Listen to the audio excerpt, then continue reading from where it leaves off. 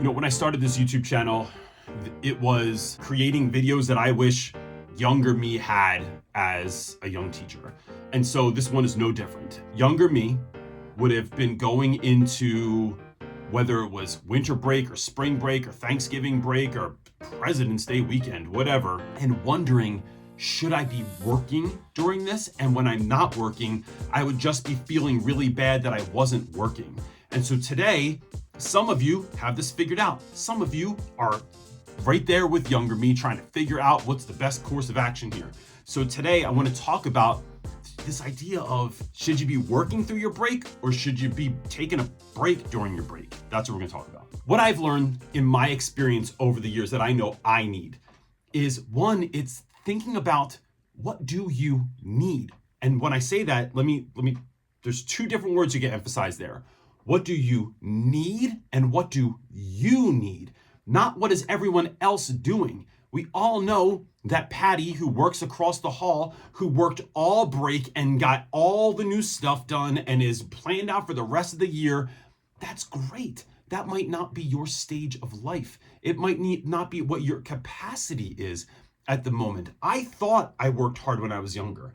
Older me works infinitely harder than younger me did. I didn't have kids. I was brand new married. And so over the years, I've had to ask myself, what do I need? And so sometimes that means going to the school building and doing work during break. And it is one of life's great joys, I will tell you, it's harder for me to get done work at home for school.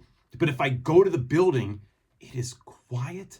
No one's bothering you. The Wi-Fi is strong and the copier is not jammed or crowded.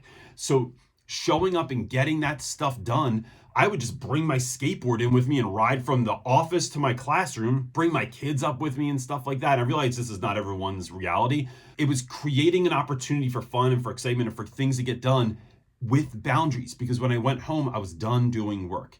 Other times, I'll tell you, December 18th is the anniversary of when my mom passed away.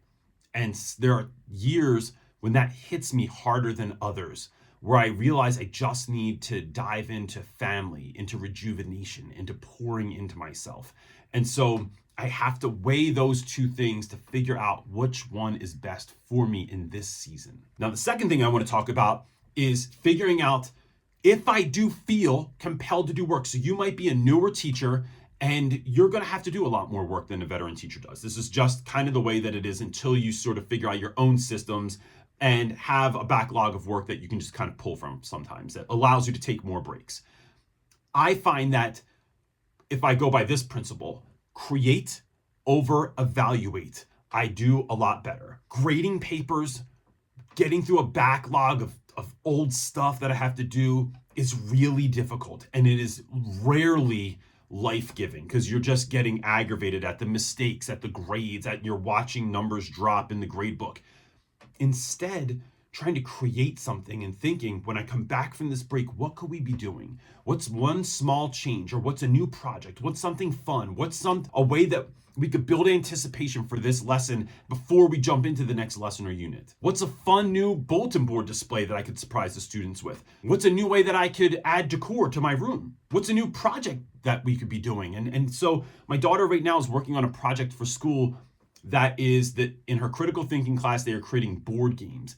And they have to have directions and pieces and all the stuff. It has been all consuming to her. She works on it every night, a little bit too late for my taste, but she loves doing it. It's been a great joy. And so coming up with a project that students are going to love could be something exciting to go back to school with as well. And the third thing is, look, if you are taking a break, I constantly recommend on here that you look at restoration over just chilling, right? Restoration over everything. Restoration are things that fill you back up. And this is a great time of year for you to do this. It might also be a time of year that you need to do this because your family they are withdrawing energy from you instead of depositing energy in you. Some of the simple and silly ways that the Reynolds are going to do that this year, now that we live out here in New Mexico, is we're going to go shoot those clay disc things that they shoot in the air, and then you got to shoot them down with a gun because we're cowboys now. What do you know about that? We're gonna go do what we call street pirating. And it's really just going to a bunch of thrift stores and junk collectors and looking for what's out there. We're gonna make a bunch of fires and play games out by the fire. We're gonna drive around and look at Christmas lights, and I'm really looking forward to going and seeing the new Willy Wonka movie at not just any movie theater, at the Alamo Drafthouse, which is the greatest movie theater in the world. So I'd love to know in the comment section below, what do you do to restore yourself? Help us get some ideas for folks that might be out there that, you know, you're ordinary, someone else is extraordinary, and they're gonna see that and they're gonna go, that's a great idea, I should go do that as well. We'd love to know. Please hit that thumbs up button, gang, and we'll see you next time. Peace.